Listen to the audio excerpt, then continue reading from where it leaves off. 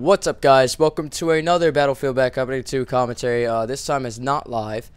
And this map that you see right here, we're basically attacking, and we end up defeating the team in 7 minutes, which is pretty fucking insane. And usually in Bad Company 2, games last like 20 minutes, 15 minutes. But 7 minutes, defeat in 7 minutes is pretty bad on their part, pretty damn awesome on our part. But I remember the game that we were defending, it got like really bad to the point where the other team I think they should have just quit if I was them. But basically on this same map, you saw me parachute down in the beginning. Well, when we were defending, we got them spawn locked so bad. These guys did not care about the objectives at all. Like half of them were trying to snipe, and I don't get that. Why would you snipe when you're attacking? That just doesn't sit right with me. But the other team was trying to snipe basically, and we had them spawn locked, and when they would parachute down, I was able to kill them, and I got a couple of hate messages for that. But you know, when your team is horrible, that's what's gonna happen. If you have a good team, then you're not gonna get spawn locked. And lately, I don't know why, I've been playing on teams that aren't that great. I guess it's because of all the Call of Duty players now. The awareness of Battlefield is starting to rise with Battlefield 3 coming out. So I guess they all thought, let me get Battlefield Bad Company 2 to try to at least prepare for Battlefield 3, and they're going for kill streak rewards that don't exist. So it's pretty ridiculous. I hope they catch on board that this game is all about teamwork, and it rewards teamwork. The more teamwork you do, the more points you're going to get.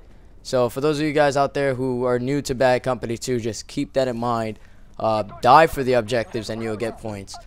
Anyways, besides that, I just got finished watching Harry Potter and the Deathly Hallows Part 1, and as some of you guys don't know out there, I gotta admit, I'm a Harry Potter fan. I never read the books. I'm not really much of a reader with books and everything like that. That's just not me. It bores the hell out of me. But I do like movies because I'm like a visual learner, and I enjoyed the hell out of the Harry Potter series so far. I grew up with it. I remember watching the first one back in 2001. And then you know, as they go along, you grow with the series, because you see Harry Potter in the first movie as a young little boy, and you know, the first movie is all happy and well, mostly happy, 90% happy, except with the parents dying and everything like that.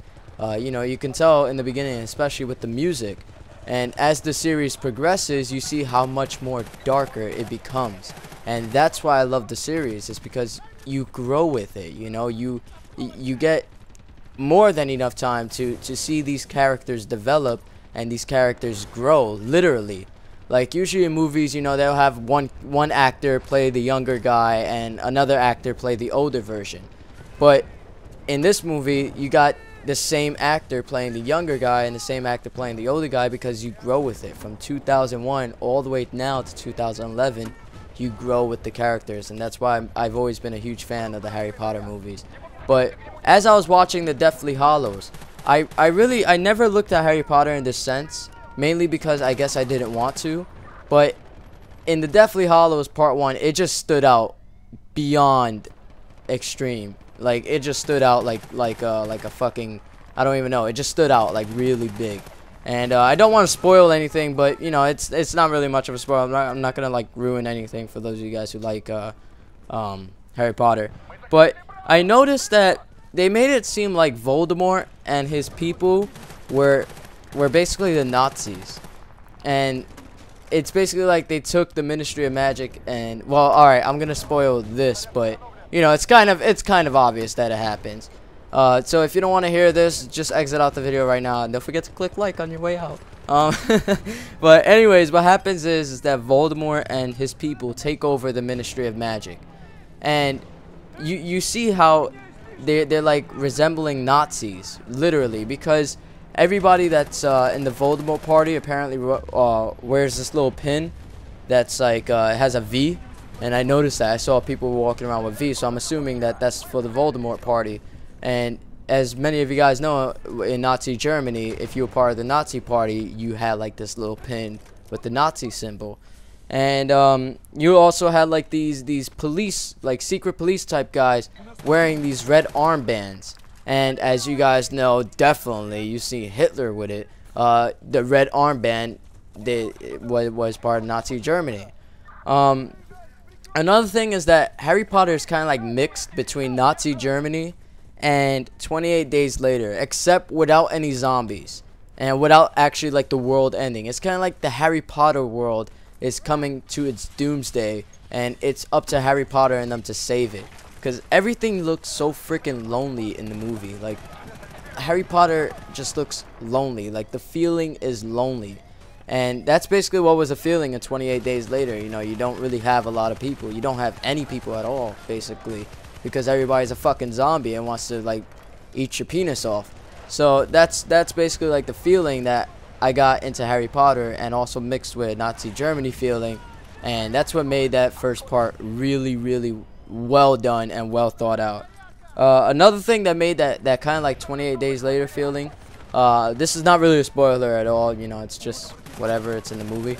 It does symbolize a lot, but I'm not gonna really get into all that. But basically the radio that Ron is listening to, like, it's kind of like that doomsday type radio. Like, if you guys have ever watched, let's see, what movie had I think 28 Weeks Later had a radio. Like, you know, at the end of the world, people are listening to radios because the TVs are out and everything like that, and the last signal is possibly radio signals. And Ron was listening to this radio, which were announcing missing people, missing wizards and witches, and, you know, the dead and everything like that. And it was just, it gave you that sense of like a doomsday feeling, and that's basically why I love the hell out of the movie. And I cannot wait for part 2. And that's going to be the final part of the series. It's going to be pretty hard to let go of Harry Potter, because I've basically had Harry Potter in my life for like 10 years now.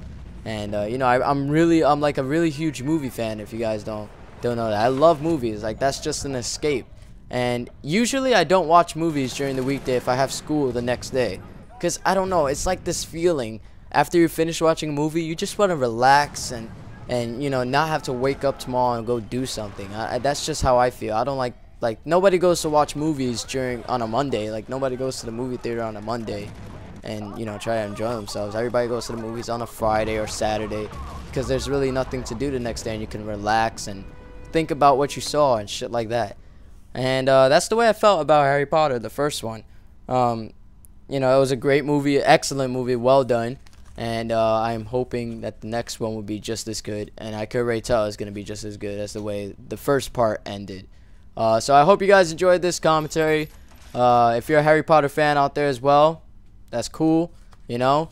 But there was this, I like saw a video of this one hardcore Harry Potter fan. He had like a tattoo of J.K. Rowling's, like, she signed his arm and he had a tattoo put over it. I'm not that big on Harry Potter. I won't fucking tattoo myself. But it is a great series, and if you haven't checked it out, check it out. Till next time, I hope you guys enjoyed this commentary. Peace.